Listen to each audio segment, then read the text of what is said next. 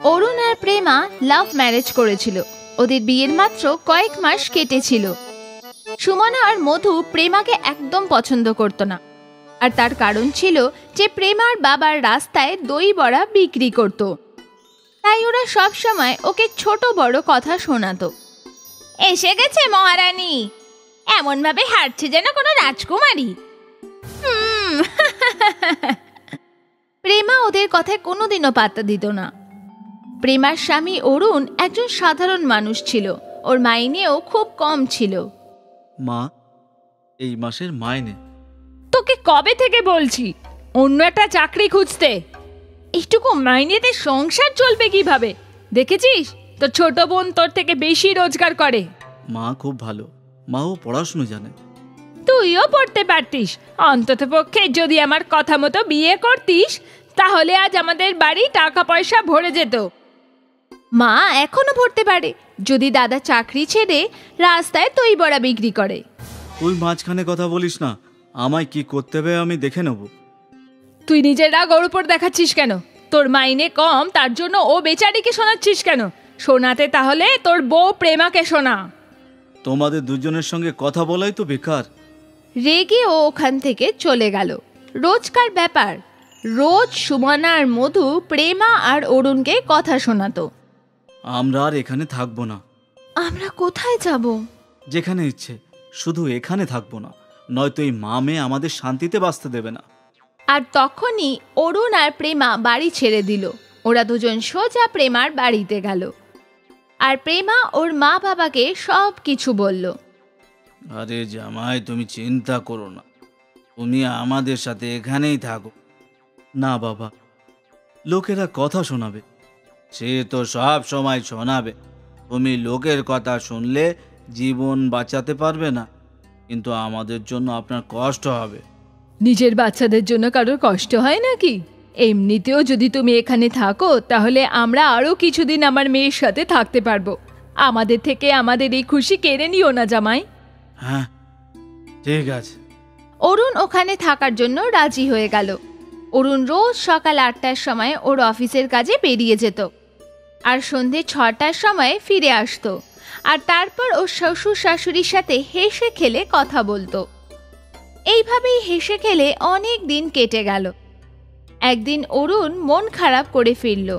কি হয়েছে, তুমি এত উদাস কেন? কি বলি, আমার কোম্পানি বন্ধ হয়ে গেছে। কি? হঠাৎ কেন? কোম্পানির খুব লোকসান হচ্ছিল, তাই রাতারাতি কোম্পানি বন্ধ করে দিচ্ছে। কিন্তু এইরকম আবার হয় নাকি? তুমি চিন্তা করো না, তুমি তাড়াতাড়ি অন্য চাকরি পেয়ে যাবে। অরুণ হতাশ ছিল। ও আগেই ওর বউয়ের বাপের বাড়িতে থাকতে চায়নি, আর এখন ওর চাকরি চলে যাওয়ার পরে ও ওদের ওপর বোঝা হয়ে যেত। পরের দিন সকালে অরুণ অন্য চাকরি খুঁজতে চলে গেল। ও অনেক দোকানে গেল, কিন্তু কোথাও কোনো কাজ পেল না। তাই ও বাজারের দোকানে কাজ খুঁজতে লাগলো। কাজ তো আছে, কিন্তু শিক্ষিতের জন্য না, আমাদের তো মজদুর চাই। আমি পারবো। ঠিক আছে, তাহলে কাল থেকে চলে এসো সকাল 10টার সময়। আমি 5,000 টাকা মাইনে দেবো। অরুণ রাজি হয়ে গেল। কিছু না করার চেয়ে কিছু করা ভালো। সন্ধেবেলায় ও বাড়ি ফিরে ওর শ্বশুর শাশুড়িকে সব ঘটনা বলল। তুমি খারাপ না ভাবলে একটা কথা বলবো? হ্যাঁ বাবা, তোমার মজদুরের কাজ করার থেকে ভালো তুমি আমার সঙ্গে দই বড়া বিক্রি করো। কিন্তু বাবা, কিভাবে? শোনো, এটা আমাদের নিজস্ব ব্যবসা। তুমি হয়তো কিছুই জানো না, কিন্তু প্রেমা তো জানে। ও দারুণ সুস্বাদু দই বড়া বানাতে পারে। যদি তোমার এই কাজটা ছোট মনে না হয় তাহলে তুমি করতে পারো, আর আমি আশা করব এই কাজে তুমি শিগগিরই সাফল্য লাভ করবে। অরুণ এই কথাটা ভাবতে লাগলো। বাবা ভালো বুদ্ধি দিয়েছে, আমরা একসাথে কাজ করতেই পারি। ঠিক আছে, তাহলে আমরা এটাই করব। অরুণ হ্যাঁ বলে দিল, কারণ এটা ছোট কাজ হলেও ওর আপনজনেরা ওর সাথে ছিল। পরের দিন সকাল সকাল প্রেমা আর ওর মা দই বড়া বানালো, আর তারপর অরুণ বিজেন্দ্রর সাথে দই বড়া বেচতে চলে গেল। দই বড়া, দই বড়া, টক ঝাল মিষ্টি দই বড়া। অরুণের গলা শুনে কয়েকজন গ্রাহক অরুণের দোকানে এলো। এক প্লেট দাও, ঝাল বেশি দিও। আচ্ছা। অরুণ দই বড়া প্লেটে রেখে ওতে দই আর চাটনি ঢেলে গ্রাহকদের দিয়ে দিল। বাবা, দারুণ খেতে। আর তারপর আরও কয়েকজন খরিদ্দার দই বড়া খেলো। সবার খুব ভালো লাগলো। আর অরুণ আর বিজেন্দ্র আজকে 500 টাকা রোজগার করলো। এটা দেখে অরুণ খুব খুশি ছিল। তারপর আবার কি, অরুণ আর বিজেন্দ্রবাবু রোজ ওদের দই বড়ার দোকান খুলতো আর খরিদ্দাররা খুব মজা করে ওদের দই বড়া খেত। 1 মাসের মধ্যেই ওরা দুজন বেশ ভালো টাকা রোজগার করেছিল। এই দেখো প্রেমা, কত টাকা! এ তো আমার 1 মাসের মাইনের থেকেও অনেক গুণ বেশি। খুব ভালো। আমি তো বলেছিলাম তো, আমরা সবাই একসঙ্গে কাজ করলে আমাদের ভালোই হবে। ঠিক। অরুণ আর বিজেন্দ্রবাবু একসাথে আরও বেশি পরিশ্রম করে দই বড়া বেচে টাকা কামাতে লাগলো। 1 বছরের মধ্যেই অরুণ নিজের বাড়ি কিনে নিল আর বিজেন্দ্রবাবুর সাথে বাজারে একটা দোকানও কিনে নিল। এখন ওরা দুজন ওদের নিজেদের দোকানে দই বড়া বিক্রি করত আর ওরা আরও কয়েকজনকে কাজে রেখেছিল। আমি এতদিন জানতাম না যে পরিবারের ক্ষমতা কতটা হয়, কিন্তু তোমার মা বাবা আমাকে এটা বুঝিয়ে দিয়েছে। ওরা দুজন খুব ভালো। আর তুমিও। তখনই ওদের বাড়ির ডোরবেল বাজলো। প্রেমার দরজা খুলে দেখলো ওর শাশুড়ি আর ননদ দাঁড়িয়ে আছে। আসুন আসুন মা, ভেতরে আসুন। প্রেমার শাশুড়ি আর এক ননদ বাড়ির ভেতরে এলো। আমার বৌমা, আমায় ক্ষমা করে দাও। আমাদের খুব বড় অন্যায় হয়ে গেছে। আমরা তোমাদের সাথে খুব অন্যায় করেছি। আমাদের ক্ষমা করে দাও। গিরগিটির থেকেও তাড়াতাড়ি রং বদলাও তোমরা দুজন। আজ আমাদের কাছে টাকা এসেছে বলে তোমরা আমাদের কাছে ক্ষমা চাইছো। এখন আর আমার তোমাদের দুজনের দরকার নেই। আমার খারাপ সময়ে তোমাদের আশেপাশে থাকোনি, আর এখন আমার ভালো সময়ে আমার কাছে দৌড়ে চলে এলে। অরুণ ওর মা আর বোনকে অনেক কথা শোনালো আর ওরা লজ্জা পেয়ে ওখান থেকে চলে গেল। অরুণ ঠিক বলেছে, একটা সময় প্রেমা আর অরুণ অসহায় ছিল। তখন ওদের দই বড়ার ব্যবসা ওদের অবস্থা বদলে দিয়েছে। ওদের পরিশ্রম সার্থক হয়েছে। অরুণ আর প্রেমার খারাপ সময় কেটে গেছিল। জয়ন্তীলাল একজন ব্যবসায়ী ছিল, যার শহরে অনেক দোকান ছিল। প্রত্যেক দোকান দিয়ে ও ভাড়া পেত। আরে ভবানী, আমি ভাবছি আমাদের পাশের দোকানে কিছু খাবার ব্যবসা করব। চিন্তাধারাটা তো ভালোই। কাকে খুঁজবো যে ভালো জল খাবার বানাতে পারে? আমি একটা মহিলাকে জানি, ও বিধবা, কিন্তু ওর মতন দই কচুরি কেউ বানাতে পারবে না। একদম সুস্বাদু। একবার খেলেই গ্রাহকের ভিড় উপচে পড়বে। ও কি আমাদের দোকানে দই কচুরি বানাতে পারবে বলে মনে হয়? ও আমার গ্রামের। ওর একটা ছেলেও আছে। ওদেরকে এখানে থাকার জন্য জায়গা দিতে হবে, তাহলে তো নিশ্চয়ই আমাদের সঙ্গে কাজ করবে। ঠিক আছে, তুমি ওকে বলো। আমরা লাভ অর্ধেক অর্ধেক ভাগ করে নেব, তারপর দেখা যাবে খনি। ঠিক আছে। পরের দিন ভবানী নিজের গ্রামে গেল সীতার সাথে দেখা করতে। আরে আপনি আসুন আসুন। কেমন আছিস তুই? আমি তো ভালো আছি, আপনি বলুন। তোর জন্য একটা কাজ আছে। হ্যাঁ হ্যাঁ, বলুন না। তোর দই কচুরি পুরো গ্রামে বিখ্যাত। আমি চাই যে তুই শহরে আমার দোকানে দই কচুরি বানিয়ে বিক্রি করিস। যা লাভ হবে আমরা দুজনে ভাগ করে নেব। হ্যাঁ, ভালোই তো দিদি, আমি রাজি। কিন্তু আমি শহরে কোথায় গিয়ে থাকবো? আমি তারও ব্যবস্থা করে রেখেছি। তুই শুধু তোর ছেলের সাথে শহরে চল। ঠিক আছে। সীতা নিজের দরকারে সমস্ত জিনিস নিয়ে নিল আর ভবানীর সাথে শহরের জন্য রওনা দিল। এখানে ভবানী সীতাকে একটা ঘর দিয়ে দিল। সীতা আর ওর ছেলে ওই ঘরে থাকতে লাগলো। দোকানে কচুরি বানানো আর বিক্রি করার সব ব্যবস্থা হয়ে গেল। সীতা আর ওর ছেলে মিলে কচুরি বানাতে থাকতো আর ভবানী কাউন্টারে বসে টাকা নিত।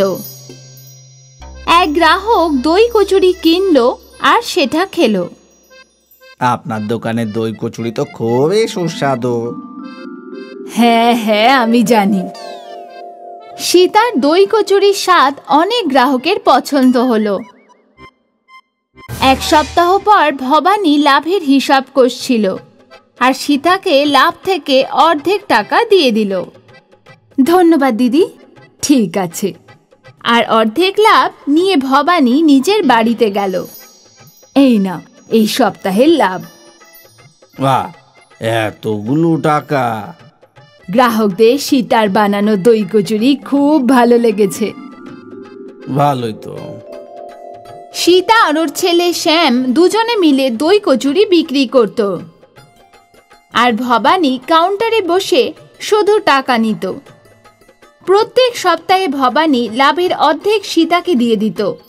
কিছু মাস ধরে এরকম ভাবেই চলছিল। একদিন জয়ন্তীলালের মনে একটা ভাবনা এলো। দিনের পর দিন আমাদের লাভ বেড়েই চলেছে। সে তো নিশ্চয়, কিন্তু আমরা এই লাভ তো অর্ধেকই পাবো। হ্যাঁ, কিন্তু এতে আমরা করবইটা বা কি? সীতার হাতে স্বাদ আছে, এই জন্যই তো আমাদের এই কচুরি এত বিক্রি হচ্ছে। তাহলে আমরা যদি সীতাকে লাভের বদলে রোজগারটাই দিই, এতে আমাদের লাভও বেড়ে যাবে। সেটাও ঠিক। আমি আজকেই ওর সাথে কথা বলছি। ভবানী সীতার সাথে কথা বলতে এলো। কি হলো দিদি, আপনি এখানে? সীতা, আজকাল জিনিসপত্রের দাম বেড়েছে, তুই তো জানিসই যে দোকানটাও আমার, তাই অর্ধেক লাভে আমার হচ্ছে না।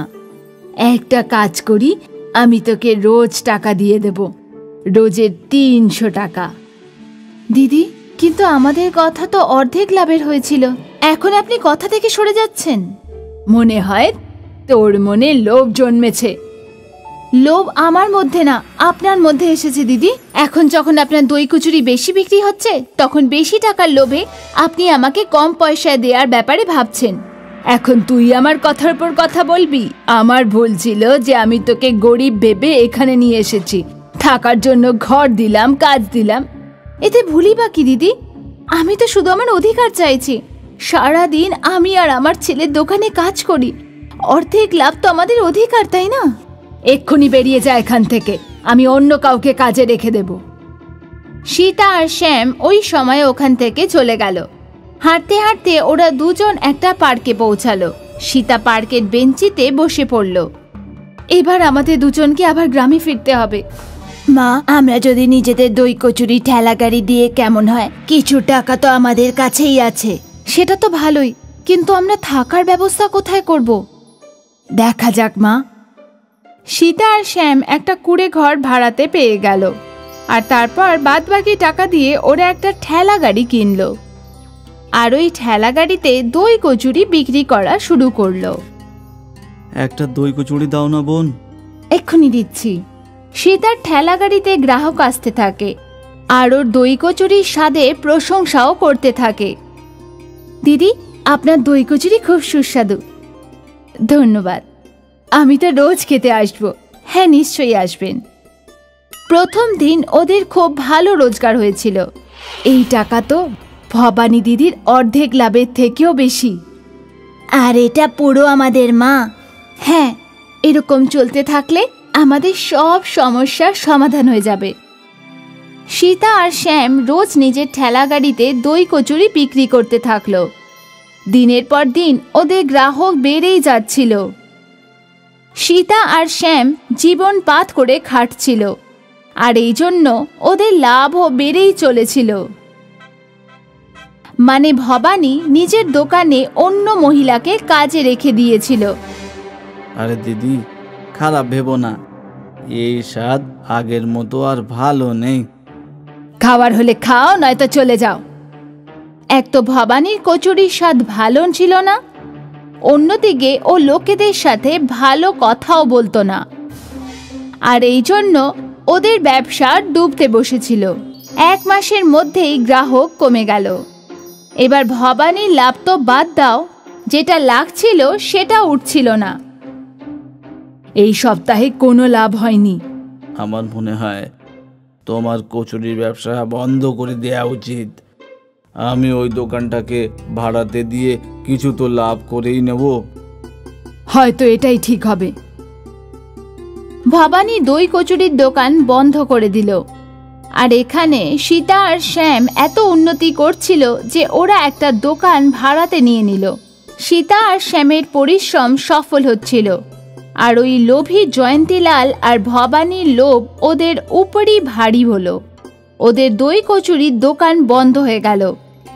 এই জন্য বলে সততা সব থেকে উচিত নীতি। যদি ভবানী আর জয়ন্তীলাল সীতাকে অর্ধেক লাভ দিত, তাহলে আজ ওদের লাভও অনেক গুণ বেড়ে যেত। কিন্তু লোভ ওদের নৌকা ডুবিয়ে দিল।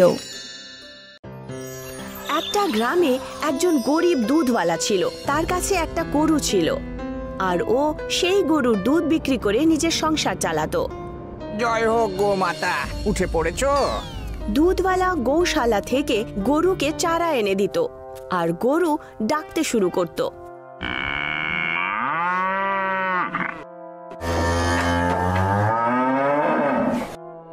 এই নাও গো মাতা, তাড়াতাড়ি খাবারটা খেয়ে নাও, তারপর আমি দুধ দুইতে আসবো।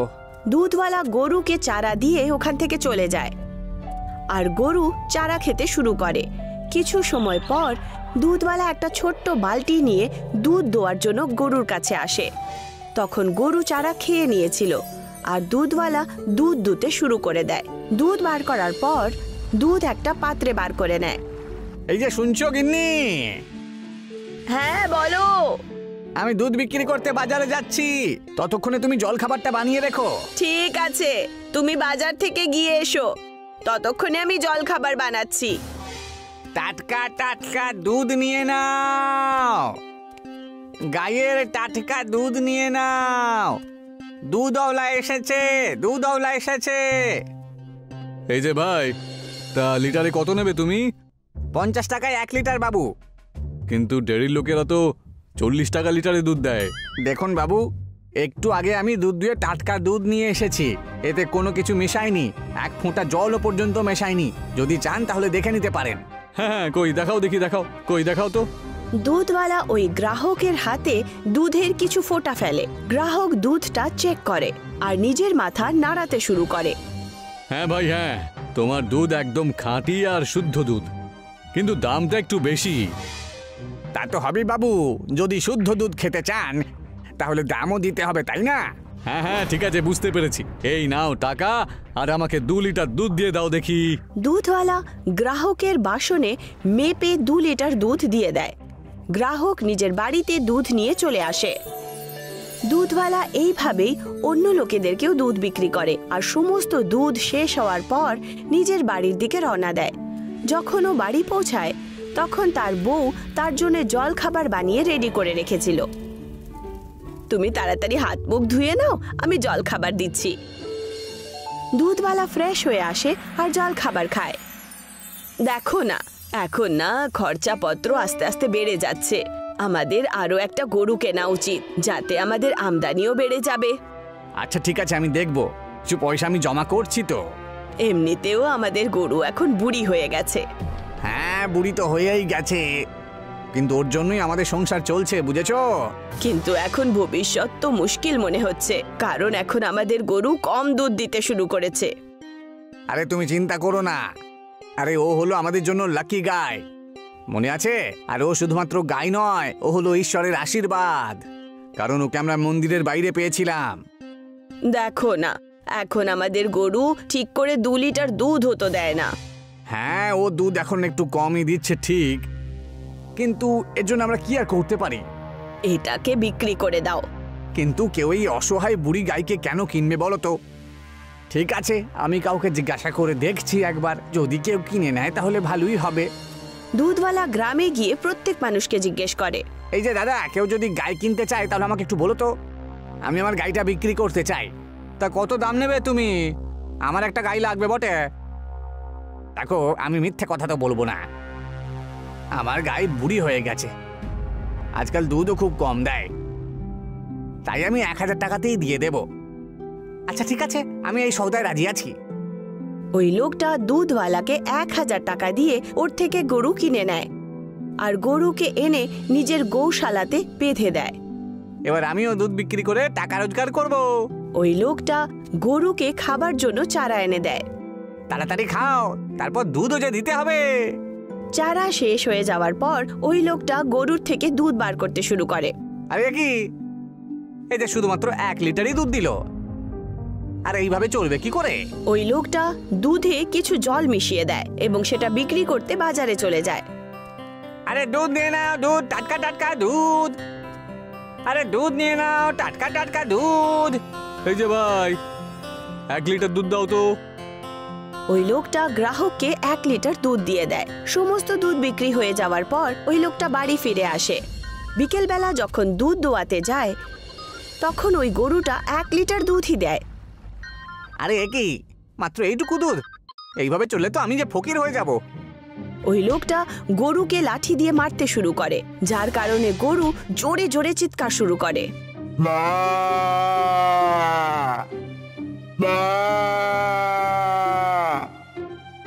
গরুর চিৎকার শুনে দুধওয়ালা যে পাশে থেকে যাচ্ছিল ওখানে চলে আসে আর দেখে যে ওই লোকটা গরুকে মারছিল। আরে আরে, তুমি এটা কি করছো? গোমাতার উপরে অত্যাচার করাটা ঠিক নয়। আরে গাইটা আমার, আমি 1000 টাকা দিয়ে তোমার কাছ থেকে এটা কিনেছি। যদি দুধ না দেয় তাহলে মার তোকে খেতেই হবে। আরে এটা ঠিক নয় ভাই, আমি তোমাকে এই অত্যাচার করতে দেব না। এই নাও তোমার 1000 টাকা, আর আমার গাই আমাকে ফেরত দিয়ে দাও। দুধওয়ালা ওই লোকটাকে তার টাকা ফেরত দিয়ে গরুকে ফেরত নিয়ে চলে আসে। দেখো গিন্নি, দেখো ওই লোকটা ওই অসহায় গাইটাকে মেরে মেরে ওর কি অবস্থা করেছে। জানি না কেমন কেমন লোক থাকে এখানে। যাই হয়ে যাক না কেন, একে বিক্রি করব না। হ্যাঁ, ওই গাইটা অসময়ে আমাদের পাশে ছিল, আর এখন যখন ও বুড়ি হয়ে গেছে আমরা ওকে কারুর হাতে তুলে দিতে পারি না। দুধওয়ালা গরুকে চারা দেয় আর দুধ দোয়াতে শুরু করে। রাত্রিবেলা ভাঁড়ে ও দই জমাতে রেখে দেয়, আর পরের দিন সকালে দেখে যে তার মধ্যে সোনার দই ছিল। এটা দেখে দুধওয়ালা খুব খুশি হয়ে যায়। এই যে দেখো দেখো, এ তো সোনার দই। হ্যাঁ, এটা তো গৌমাতার আশীর্বাদ যে। দুধওয়ালা ওই দইয়ের হাঁড়িটা নিয়ে শ্যাকরার কাছে পৌঁছায়। এটা দিলে কত টাকা পাওয়া যাবে? আমি এর জন্য 5000 টাকা দেব। আপনি দইটা নিয়ে নিন, কিন্তু এই হাঁড়িটা আমার ফেরত চাই। শ্যাকরা সোনার দইটা নিয়ে নেয় আর তার হাতে 5000 টাকা দিয়ে দেয়। এখন দুধওয়ালা যখনই দুধ দোয়ায় তখন ও হাঁড়িতে রেখে দেয়, আর পরের দিন সকালে তাতে সোনার দই জমে যায়, যেটা বিক্রি করে দুধওয়ালা ধনী হয়ে যায় আর অনেকগুলো গরু কিনে নেয়।